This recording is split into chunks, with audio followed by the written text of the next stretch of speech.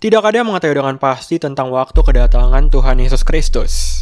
Melalui Alkitab, Tuhan Yesus menyampaikan bahwa Dia akan datang secara diam-diam seperti pencuri.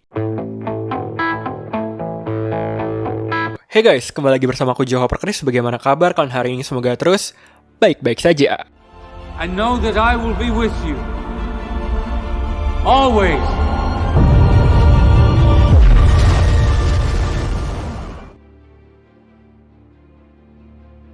Kedatangan Kristus yang kedua adalah kepercayaan Kristen bahwa Yesus akan kembali ke bumi setelah kenaikannya ke surga, yang terjadi sekitar 2000 tahun yang lalu. Dan yang menjadi pertanyaannya itu adalah kapan sih Tuhan Yesus datang? Karena sejak dulu sampai sekarang sangat banyak pihak-pihak yang memiliki pandangannya masing-masing mengenai prediksi atau waktu spesifik tentang kedatangan Kristus yang kedua. Jadi hari ini kita bakal ngebahas segala pandangan, segala informasi mengenai kedatangan Kristus yang kedua. Jadi segera persiapkan dirimu untuk menyaksikan video ini. Mari kita bahas. Kekristenan.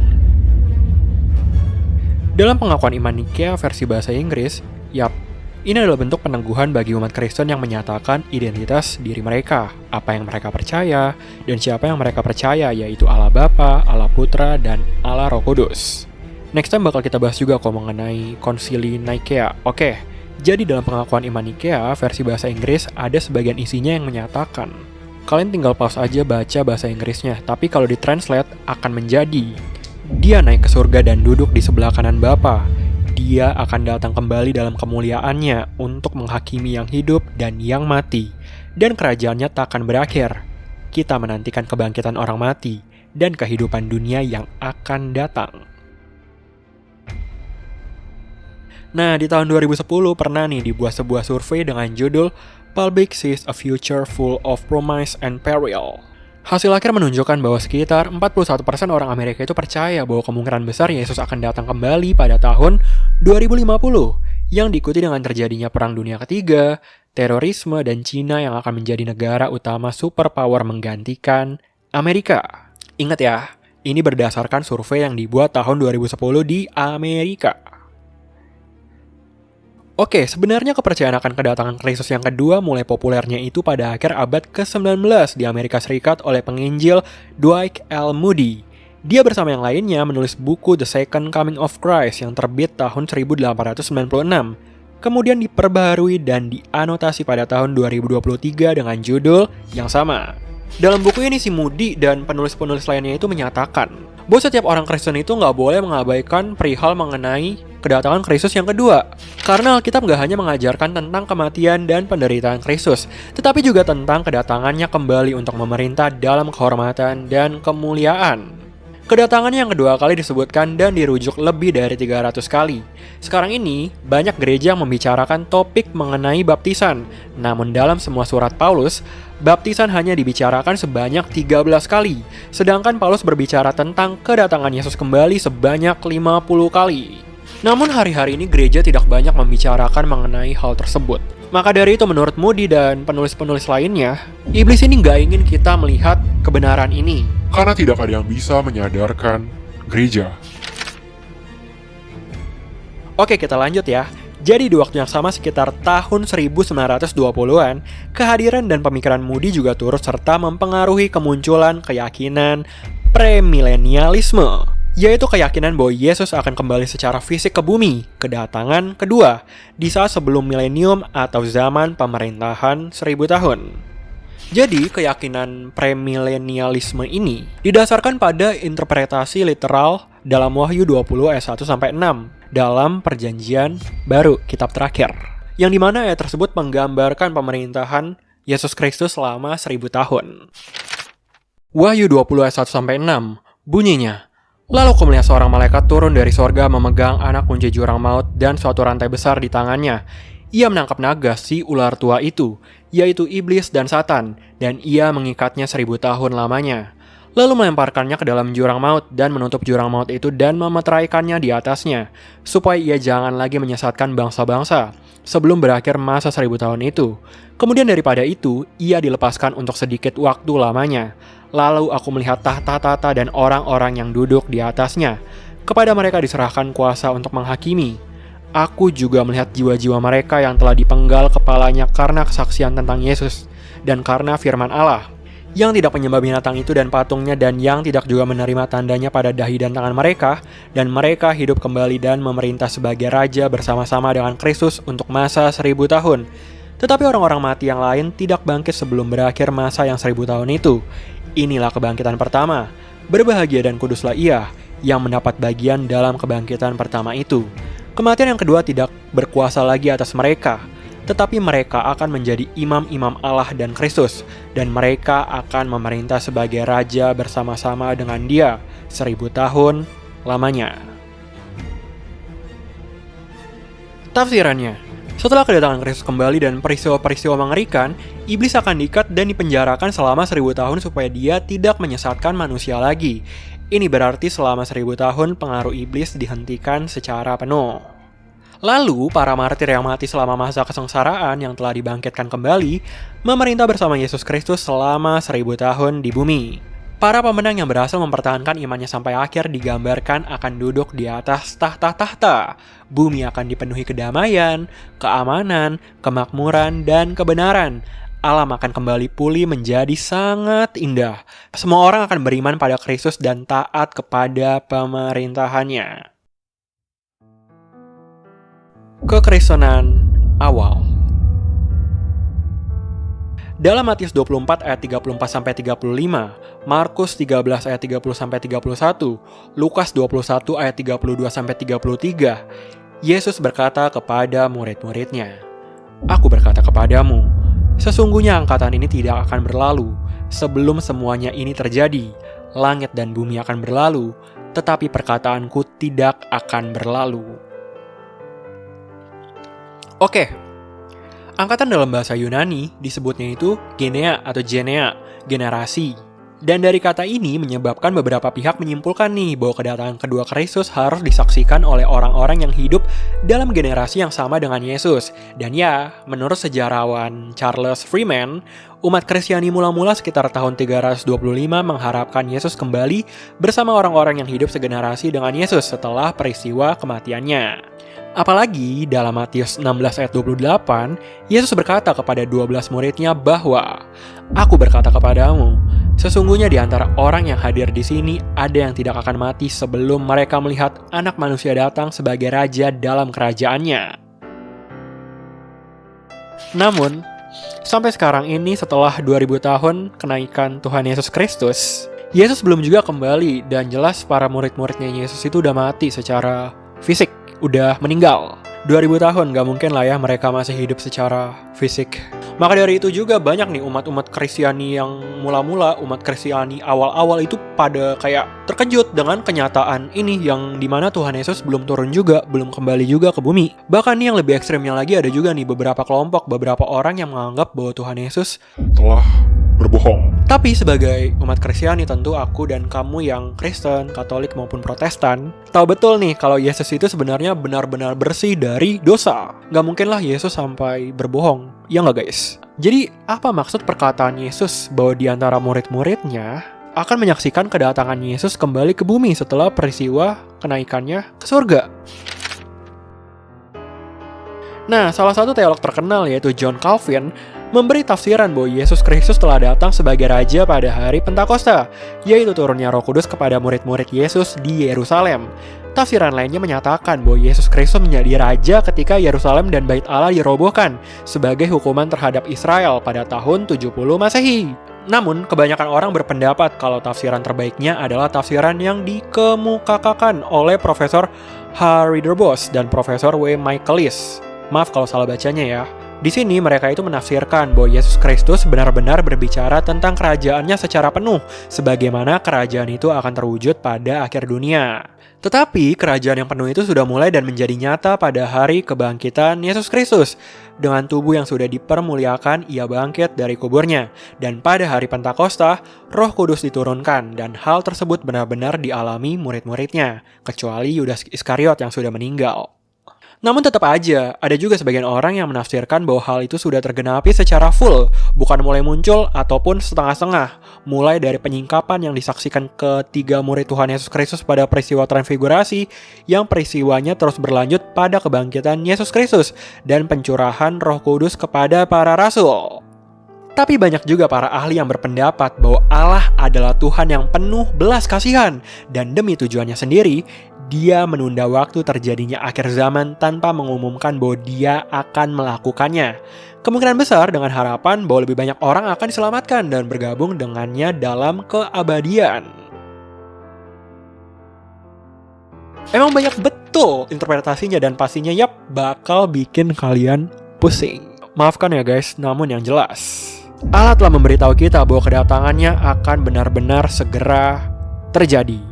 Dan ya, benar sekali, pada akhirnya ini semua akan kembali kepada jalan pikiran rahasia Allah. Karena kita pun gak bisa mengetahui secara pasti kapan ya Tuhan Yesus datang yang kedua kalinya ke bumi. Kita hanya bisa kayak mengetahui tanda-tandanya aja, benar gak guys? Oke, kalau misalkan kalian punya pendapat-pendapat lain ataupun kayak gua ada salah-salah, langsung aja koreksi dan berikan pendapat kalian di kolom komentar. Karena ya, sama seperti kalian, gue juga masih belajar tentang hal-hal seperti ini, topik-topik dalam kitab Wahyu ini. Oke, kita lanjut ya. Namun banyak nih ahli bahasa yang juga punya pendapatnya sendiri. Contohnya seperti ahli bahasa Denmark, Ivar Larsen, yang berpendapat bahwa kata genea atau generasi memiliki arti yang lebih sempit, yaitu sebagai orang-orang baik yang bertahan melewati semua kesengsaraan.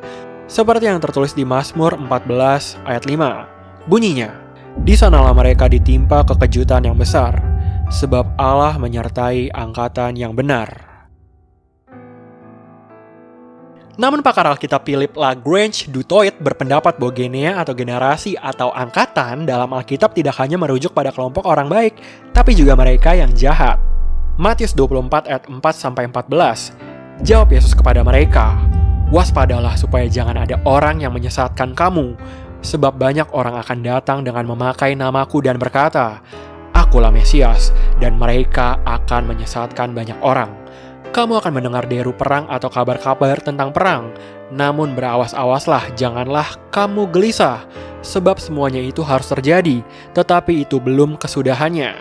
Sebab bangsa akan bangkit melawan bangsa, dan kerajaan melawan kerajaan. Akan ada kelaparan dan gempa bumi di berbagai tempat. Akan tetapi semuanya itu barulah permulaan penderitaan menjelang zaman baru. Pada waktu itu kamu akan diserahkan supaya disiksa, dan kamu akan dibunuh dan akan dibenci semua bangsa oleh karena namaku. Dan banyak orang akan murtad dan mereka akan saling menyerahkan dan saling membenci. Banyak nabi palsu akan muncul dan menyesatkan banyak orang, dan karena makin bertambahnya kedurhakaan, maka kasih kebanyakan orang akan menjadi dingin. Tetapi orang yang bertahan sampai pada kesudahannya akan selamat, dan Injil kerajaan ini akan diberitakan di seluruh dunia menjadi kesaksian bagi semua bangsa. Sesudah itu, barulah tiba kesudahannya." Lalu dalam pasal sebelumnya, Matius 23, silakan dibaca sendiri dalam Alkitab kalau pengen dibaca ya. Di sini Yesus itu mengeluarkan kata-kata kecaman yang paling pedas. Perkataan yang ditujukan kepada genea, generasi, atau angkatan, yaitu para pemimpin agama dan guru-guru palsu yang telah menolak setidak-tidaknya sebagian dari firman Allah dan menggantikannya dengan gagasan dan penafsiran mereka sendiri. Sebenarnya masih sangat banyak banget loh pandangan para ahli mengenai kata genea, generasi atau angkatan ini. Yang tertulis dalam Matius 24 ayat 34-35, Markus 13 ayat 30-31, Lukas 21 ayat 32-33. Tapi yang jelas kebanyakannya itu berpendapat atau menafsirkan kata genea ini sebagai angkatan yang baik atau angkatan yang buruk. Preterisme. Jadi preterisme ini adalah pandangan atau kepercayaan eskatologis Kristen yang menafsirkan sebagian atau seluruh nubuatan Alkitab sebagai peristiwa yang telah digenapi dalam sejarah. Mereka-mereka ini, khususnya yang percaya pada preterisme versi penuh, yakin kalau kedatangan kedua kalinya Yesus sudah benar-benar terjadi. Menurut mereka ini, Matius 16-28 itu udah benar-benar tergenapi. Ya, kita kan udah sama-sama tahu kalau di Matius 16 ayat 28, di sini Yesus mengatakan kepada para muridnya bahwa beberapa dari mereka tidak akan merasakan kematian sampai mereka melihat Dia datang dalam kerajaannya. Nah, menurut mereka yang percaya dengan preterisme penuh ini, hal ini sudah terjadi dalam sejarah di peristiwa abad ke-1, yaitu penghancuran Yerusalem dan Bait Suci Yahudi pada tahun 70 Masehi. Mereka percaya ini bukan tentang kedatangan Kristus secara fisik, tetapi sebagai simbol dari penghakiman terhadap Yerusalem. Ada juga nih beberapa penganut preterisme penuh yang memandang bahwa kedatangan anak manusia dalam kemuliaan ini telah tergenapi dalam kematian Yesus di kayu salib. Tapi, dalam Alkitab, Rasul Paulus juga memperingatkan bahwa ada orang-orang seperti Himeneus dan Filetus yang mengajarkan kebohongan bahwa kebangkitan telah terjadi dan mereka membinasakan iman sebagian orang. Jadi, kita harus berhati-hati dengan pemikiran seperti ini. 2 Timotius 2 ayat 17-18. Perkataan mereka menjalar seperti penyakit kanker. Di antara mereka termasuk Himeneus dan Filetus yang telah menyimpang dari kebenaran dengan mengajarkan bahwa kebangkitan kita telah berlangsung dan dengan demikian merusak iman sebagian orang. Dan ya, bisa dibilang gue pun masih kayak belajar tentang topik-topik ini. Karena eskatologi atau ilmu yang mempelajari tentang akhir zaman, ini adalah benar-benar topik yang sangat kompleks. Penjelasan atau gambaran mengenai akhir zaman, apokaliptik, dan sejenisnya dalam Alkitab, yang juga menceritakan tentang banyak nubuatan, itu telah menimbulkan beragam penafsiran, banyak banget penafsirannya. Mengenai peristiwa-peristiwa akhir zaman, ada yang menafsirkannya secara real, ada yang menafsirkannya secara historis, ada yang menafsirkannya secara simbolik, pokoknya banyak banget tafsirannya. Jadi nggak heran kalau misalkan banyak pendapat, banyak debat dalam agama Kristen mengenai hal-hal ini. Namun, jelas banget kalau kepercayaan preterisme penuh juga memiliki beberapa kelemahan serius karena menyangkal realitas atau kedatangan Yesus yang kedua kali secara fisik dan seperti meremehkan tanda-tanda mengerikan dari kesengsaraan seperti akhir zaman dan sebagiannya dengan membatasi peristiwa tersebut hanya pada saat kejadian jatuhnya Yerusalem pada tahun 70 Masehi. Katolik. Menurut Gereja Katolik, kedatangan Yesus untuk kedua kalinya akan terjadi dalam satu waktu secara tiba-tiba dan tak terduga. Bahkan malaikat, orang suci, ataupun iblis enggak mengetahui kapan tepatnya hal itu akan terjadi. Dan ketika kedatangan itu terjadi, maka ini turut menyebabkan terjadinya pemerintahan Allah sepenuhnya dan penyempurnaan alam semesta dan umat manusia. Pemerintahan Allah sepenuhnya berarti Allah secara penuh memanifestasikan kemenangan atas musuh-musuhnya seperti dosa, penderitaan, dan iblis di kayu salib, sebagaimana Tuhan secara bertahap menyatakan dirinya kepada Israel hingga kelahiran Yesus.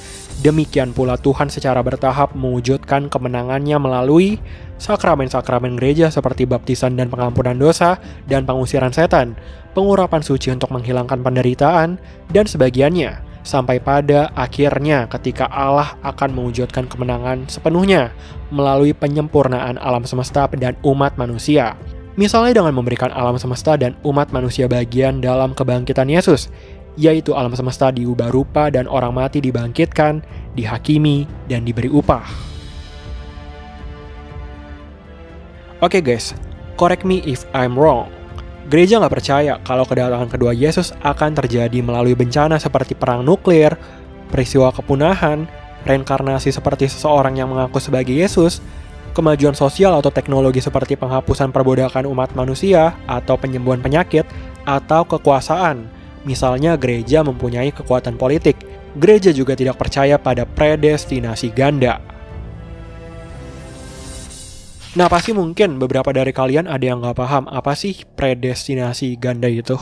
Jadi, predestinasi ganda adalah gagasan atau pemikiran bahwa Allah tidak hanya memilih beberapa orang untuk diselamatkan, tetapi Ia juga menciptakan beberapa orang yang akan dikutuk atau masuk neraka.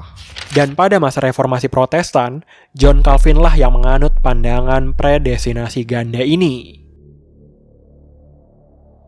Mengenai topik predestinasi ganda ini, intinya ya seperti itu. Tapi kalau misalkan kalian pengen diberikan penjelasan lebih spesifik, lebih lanjutnya, di video lain aja ya guys, karena ini topik pembahasan yang sangat berat dan gue harus cari-cari kata-kata yang pasnya juga, informasi-informasi yang sesuai juga. Oke, kita lanjut. Oke, tetap correct me if I'm wrong ya guys. Gereja Katolik percaya bahwa pada saat kedatangan Yesus, 3 peristiwa akan terjadi sekaligus dalam sekejap mata. Yang hidup akan mati, alam semesta akan diubah rupa, dan yang mati akan dibangkitkan, dihakimi, dan diberi upah. Setelah momen ini, gereja nggak tahu apa yang akan terjadi. Yang diketahui hanyalah mereka yang terkutuk akan tetap berada di neraka, dan mereka yang diselamatkan akan terus mengalami beatific vision atau penglihatan indah. Bingung lagi kan? Nah, beatific vision, maaf kalau salah bacanya, ini adalah komunikasi diri Tuhan yang paling langsung kepada individu. Seorang yang memiliki beatific vision sebagai anggota umat manusia yang telah ditebus dalam persekutuan para kudus akan mencapai keselamatan sempurna secara keseluruhan, yaitu surga. Oke, kedatangan kedua kali ini akan ditunda sampai Yesus diakui oleh dalam tanda kutip seluruh Israel, dan itu akan diikuti oleh godaan dosa yang terakhir, yaitu kemurtadan atau penolakan terhadap Kristus yang disebabkan oleh Antikristus. Mengenai Antikristus udah pernah aku bahas, langsung aja cek playlist angelologi dan demonologi atau sumber sejarah. Dicek ya guys. Namun, ada 3 hal yang mempercepat kedatangan Yesus kedua kali, yaitu melalui perayaan Ekaristi, umat Tuhan yang hidup dengan pikiran Yesus, dan umat Tuhan yang berdoa untuk kedatangan kedua. Oke, tetap correct me if I'm wrong. Seperti banyak denominasi Kristen, Gereja Katolik menganggap kedatangan kedua ini sebagai penghakiman terakhir dan kekal oleh Tuhan atas umat manusia, yang mengakibatkan pemuliaan bagi sebagian orang dan hukuman bagi sebagian lainnya. Konsep ini ditemukan dalam semua Injil kanonik, khususnya Injil Matius. Matius 25 ayat 33 sampai 34. Dan ia akan menempatkan domba-domba di sebelah kanannya dan kambing-kambing di sebelah kirinya. Dan raja itu akan berkata kepada mereka yang di sebelah kanan-kanannya, "Mari, hai kamu yang diberkati oleh Bapakku, terimalah kerajaan yang telah disediakan bagimu sejak dunia dijadikan." Matius 25 ayat 41. Dan ia akan berkata juga kepada mereka yang di sebelah kirinya, "Enyahlah dari hadapanku, hai kamu orang-orang terkutuk. Enyahlah ke dalam api yang kekal yang telah sedia untuk iblis dan malaikat-malaikatnya." Interpretasinya, oke, jadi dalam konteks ini, Yesus menggunakan analogi tentang seorang gembala yang memisahkan antara kambing dengan domba. Itu digunakan sebagai metafora untuk pemisahan orang-orang baik, orang-orang benar yang akan mewarisi kehidupan kekal. Sedangkan sebaliknya, orang-orang jahat akan memperoleh hukuman kekal. Lalu faktor yang menentukan dalam penghakiman terakhir pada kedatangan kedua ini adalah pertanyaan, apakah belas kasihan jasmani dan rohani dilakukan atau tidak selama hidup? Oke, jadi gereja menilai tindakan seperti belas kasihan, amal, dan keadilan itu sangatlah penting. Maka dari itu juga, banyak karya seni lukis zaman dulu yang menggambarkan gabungan antara penghakiman terakhir dan karya belas kasihan yang bersumber dari Alkitab, khususnya Matius 25 ayat 31-46 dengan judul Penghakiman Terakhir. Islam. Oke guys, gue ingetin lagi ya, di sini gue juga masih belajar. Jadi buat teman-teman, buat saudara-saudaraku, correct me if I'm wrong. Tujuanku ngebuat video ini adalah untuk menambah informasi pengetahuan.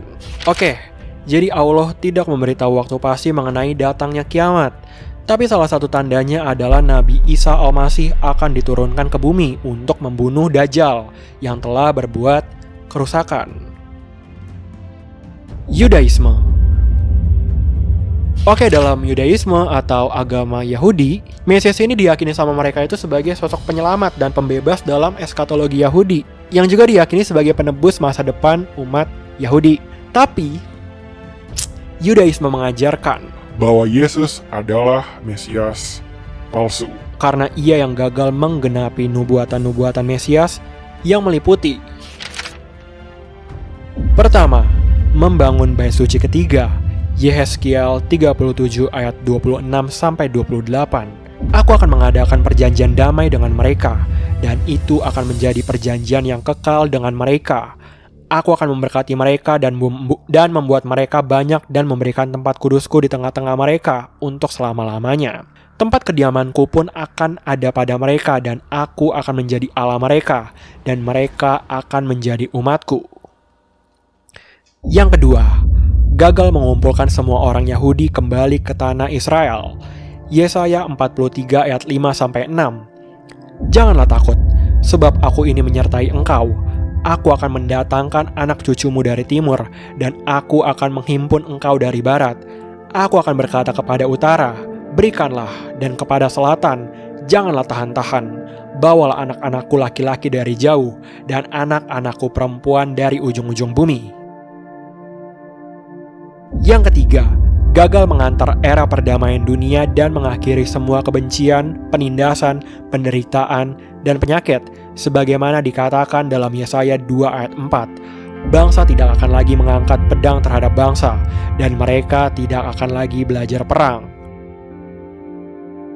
Yang keempat, gagal menyebarkan pengetahuan universal tentang Allah Israel yang akan mempersatukan umat manusia menjadi satu, sebagaimana dikatakan dalam Zakaria 14 ayat 9. Maka Tuhan akan menjadi raja atas seluruh bumi. Pada waktu itu Tuhan adalah satu-satunya dan namanya satu-satunya. Lalu, mengenai gagasan atau perspektif Kristen bahwa nubuatan ini akan digenapi pada kedatangannya yang kedua, Lembaga Pendidikan Tradisional Yahudi or Samayach, maaf kalau salah bacanya, menyatakan, kami menganggap ini sebagai jawaban yang dibuat-buat karena tidak disebutkan kedatangan kedua kali dalam Alkitab Yahudi. Kedua, mengapa Allah tidak bisa mencapai tujuannya pada kedatangan yang pertama? Selanjutnya, Rabbi David Wolpe mengatakan bahwa gagasan kedatangan kedua ditumbuhkan dari kekecewaan, tepatnya ketika Yesus mati. Orang-orang percaya harus secara teologis memberikan kompensasi atau semacam alasan atas peristiwa tersebut. Oke guys, sekali lagi mohon bijak ya. Ini adalah pandangannya orang-orang yang menganut agama Yahudi, agama Yudaisme. Oke, beda sama Kristen, Protestan maupun Katolik. Dalam budaya modern, kembalinya Yesus Kristus ke bumi telah menjadi tema di beberapa film dan buku. Misalnya, The Seventh Saint, film tahun 1988 yang dibintangi Demi Moore tentang seorang wanita hamil yang mengetahui kedatangan kedua Kristus. Judul dan plotnya itu mengacu pada 7 materai yang dijelaskan dalam Kitab Wahyu, kitab terakhir dari Perjanjian Baru dalam Alkitab. Left Behind, waralaba film dan buku tahun 1965 sampai sekarang. Ini dibuat oleh Tim LaHaye dan Jerry B. Jenkins berdasarkan periode waktu sebelum, selama, dan setelah kedatangan kedua Kristus. Dan ini novelnya rekomen banget untuk dibaca sih, asli seru banget. End of Days, film aksi petualangan tahun 1999 yang dibintangi oleh Arnold Schwarzenegger tentang seorang polisi yang harus menghentikan Satan sebelum dia mengakhiri dunia. Dan masih sangat banyak deh film dan buku lainnya mengangkat tema tentang kedatangan Yesus yang kedua. Oke, sebagai orang Kristen, gue percaya bahwa kedatangan Yesus Kristus yang kedua kali merupakan harapan setiap orang percaya. Yesus pertama kali datang ke bumi sebagai bayi yang lahir di Bethlehem, dan selama masa hidupnya, Yesus menggenapi banyak nubuatan Mesias. Namun, ada beberapa nubuat Mesias yang belum digenapi oleh Yesus. Nah, nantinya di saat kedatangan Yesus yang kedua, barulah nubuat-nubuat yang tersisa itu akan digenapi. Pada kedatangan yang pertama, Yesus adalah hamba yang menderita dan lahir dalam keadaan yang sederhana di kandang domba. Tapi nanti di kedatangan yang kedua, Yesus akan menjadi raja yang menang, yang datang bersama bala tentara surga di sisinya. Wahyu 1 ayat 7 bunyinya, lihatlah, ia datang dengan awan-awan dan setiap mata akan melihat dia, juga mereka yang telah menikam dia, dan semua bangsa di bumi akan meratapi dia. Ya, amin. Oke, jadi tujuan utama kitab Wahyu adalah menggambarkan kemenangan kerajaan Allah ketika Kristus datang kembali untuk mendirikan kerajaannya di bumi. Inilah kemenangan akhir zaman bagi orang yang setia dalam pemerintahan Kristus yang kekal dengan umatnya, dan kekalahan serta hukuman atas orang berdosa yang masih ada di bumi, dan sistem iblis dalam dunia pada saat itu. Sama seperti ketika Yesus naik ke surga di Bukit Zaitun, ia akan kembali turun ke bumi untuk kedua kalinya, diidentifikasikan di tempat yang sama di Bukit Zaitun. Matius 24 ayat 30, bunyinya, pada waktu itu akan tampak tanda Anak Manusia di langit, dan semua bangsa di bumi akan meratap dan mereka akan melihat Anak Manusia itu datang di atas awan-awan di langit dengan segala kekuasaan dan kemuliaannya. Kedatangan Yesus yang kedua kalinya akan menjadi kemunculannya yang sangat mulia. Dan inilah pengharapan yang harus diingini oleh setiap orang Kristen. Pernyataan kemuliaan Allah yang maha besar dan juru selamat aku dan kamu yang Kristen, Yesus Kristus. Dan persatuan kita dengan Dia yang kekal. Dan ya, pengharapan ini bisa digenapi setiap saat. Dengan demikian, orang Kristen jangan sampai hilang harapan. Karena bisa saja detik ini sangkakala berbunyi dan Tuhan datang. Titus 2 ayat 13, dengan menantikan penggenapan pengharapan kita yang penuh bahagia dan pernyataan kemuliaan Allah yang maha besar dan juru selamat kita, Yesus Kristus. Nah, ayat Alkitab yang sangat rinci dalam membahas tentang kedatangan Tuhan Yesus untuk kedua kalinya terdapat dalam Wahyu 19 ayat 11-16. Lalu aku melihat sorga terbuka. Sesungguhnya, ada seekor kuda putih dan ia yang menungganginya bernama Yang Setia dan Yang Benar. Ia menghakimi dan berperang dengan adil, dan matanya bagaikan nyala api, dan di atas kepalanya terdapat banyak mahkota, dan padanya ada tertulis suatu nama yang tidak diketahui seorang pun kecuali ia sendiri. Dan ia memakai jubah yang telah dicelup dalam darah, dan namanya ialah Firman Allah. Dan semua pasukan yang di sorga mengikuti dia. Mereka menunggang kuda putih dan memakai lenan halus yang putih bersih.